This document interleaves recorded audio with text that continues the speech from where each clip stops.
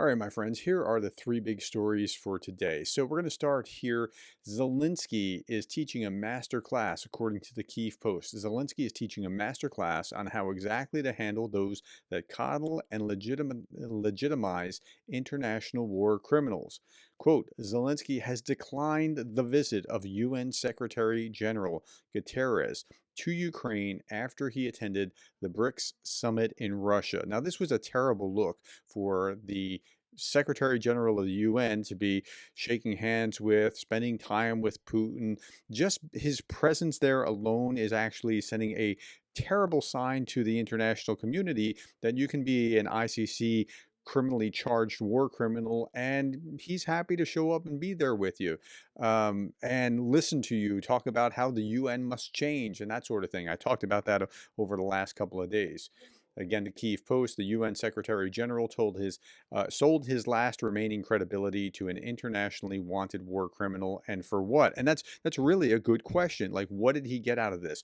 I suppose if you're putting the best face on it, Guterres is thinking, I'm the president of the entire, or the Secretary General of the entire UN, and so I'll go to the BRICS thing, and I'll go to something else over here, and it'll counterbalance. But he wasn't going to go to the peace summit, and Zelensky is just saying, look, if that's the way you are. Now, I'm looking at that and thinking, is this the best strategy? And I don't know that it is. It might be a good strategy, but it might be a terrible strategy too at the same time. I'm thinking about it going, you really don't want to upset this apple cart if you can avoid it. Like, why would you want to snub the UN that could be helpful? But he does have to send a pretty potent message about, like, choose which side you're on. Okay. And Anton Gerashenko said this: the International Criminal Court, the ICC, has accused Mongolia of failing to comply with the ICC's ruling as it allowed Putin to visit despite an ICC arrest warrant. Now, this was about a month ago, maybe 2 months ago, that Putin went to Mongolia. Mongolia, a signatory to the Rome Statute, did nothing about it. And Putin was poking the UN or the ICC in the eye saying, what are you going to do? That's kind of what Putin was doing when he was having the Kazan summit and Guterres showed up. He was poking the UN in the eye, and he knew that. So that, the next line here, now we'll see whether the ICC will make any comments for UN Secretary General Guterres coming to visit war criminal Putin. They should be talking about that. They should be soundly rebuking him for doing that. The ICC points out that one's diplomatic immunity, including that of the president, is not an obstacle to the execution of an international court order. Now, I don't like the ICC as a conservative. America's not in the ICC, and I'm fine with that. But if they were a signatory to the ICC, that would change the dynamic, wouldn't it?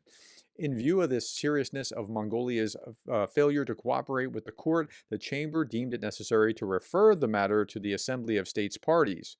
Okay, so it'll be referred to something and then they'll come out with some strongly worded statement because this is how our world's politicians are. Okay, meanwhile, big story number two. Iran prepares for war with Israel. The Ayatollah Khomeini ordered the Iranian military to prepare for war with Israel amid expectations of a retaliatory strike. We know the retaliatory strike is going to come. It's just a matter of time. This is reported by the New York Times. Iran does not want a big war, but they had to show that they were tough to their allies in Russia and Syria and North Korea and whoever else was the authoritarians. They wanted to save face. That's why they shot all those rockets at Israel before. And it turns out when you shoot rockets at another country, they want to shoot rockets back at you to return the favor. So that's coming.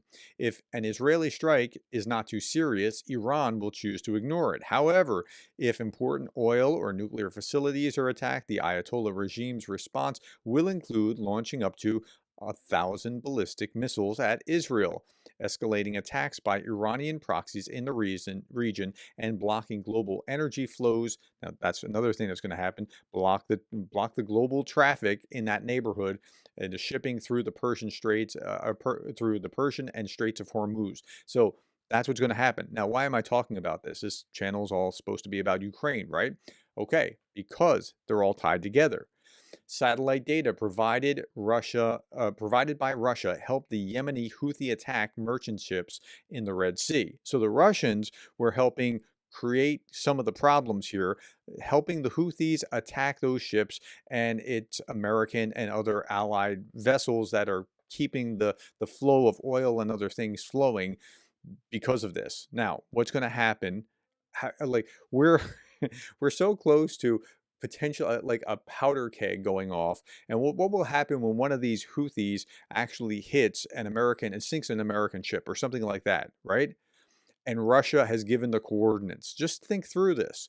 This helped the Iranian-backed group to attack the main artery of world trade and further destabilize the region. Like to get oil out into the world, that's the big artery.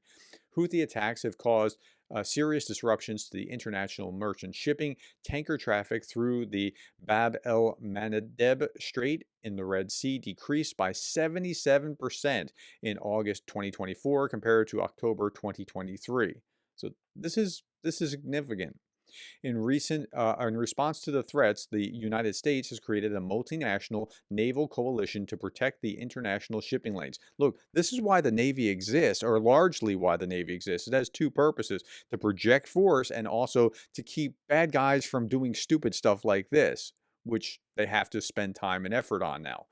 Washington spent about $1 billion on ammunition to destroy Houthi drones and missiles and sent two Spirit bombers to strike their arsenals. At the same time, the United States is also concerned that Russia may provide the Houthis with modern weapons, including anti-ship missiles.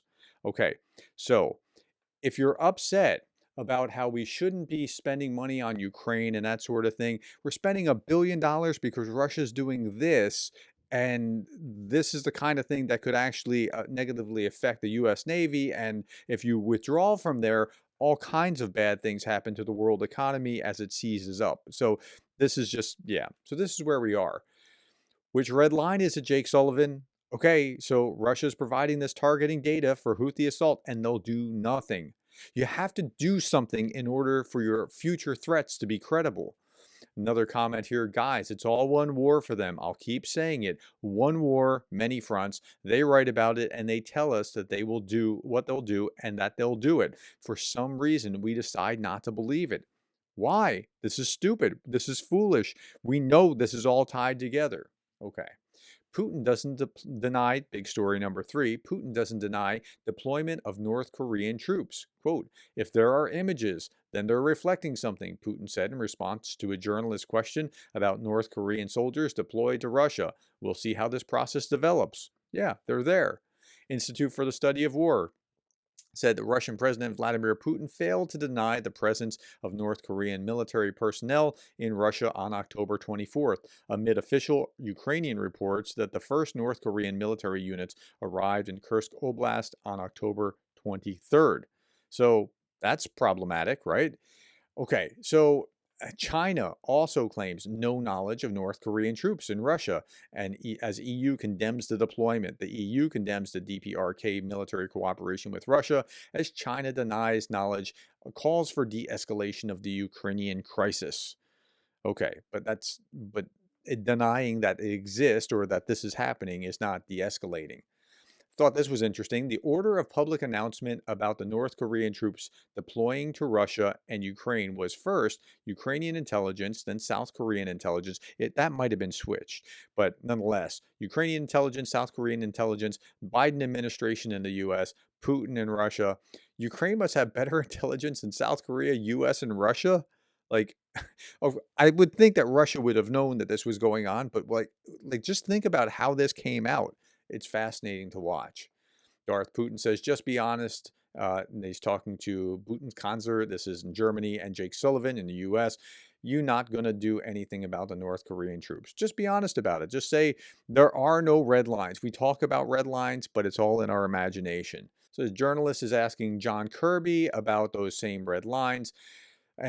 And he just kind of dodges. We don't even know why they're there. We don't know what they're doing. We don't know if they're going to attack. And she's like credulous about it, right? Well, there's always a possibility that the North Koreans are on a camping trip with bonfires and singing Kumbaya. Like even just the idea that 10,000 North Koreans are out of the country alone is a big story, let alone that they're in Russia on the way to Ukraine, right? And then his answer reminded me of this meme. Wife says, I want another baby. And Husband says, "That's a relief. I didn't like this one either." No, that's not the right answer. That's not what you're supposed to say. Don't say that sort of thing. But that's kind of what we're getting out of this administration when they're asked these hard questions. All right, my friends, that's all that I have. Thank you for the likes, the shares, the subscribes, and thank you for being the kind of person that cares about Ukraine.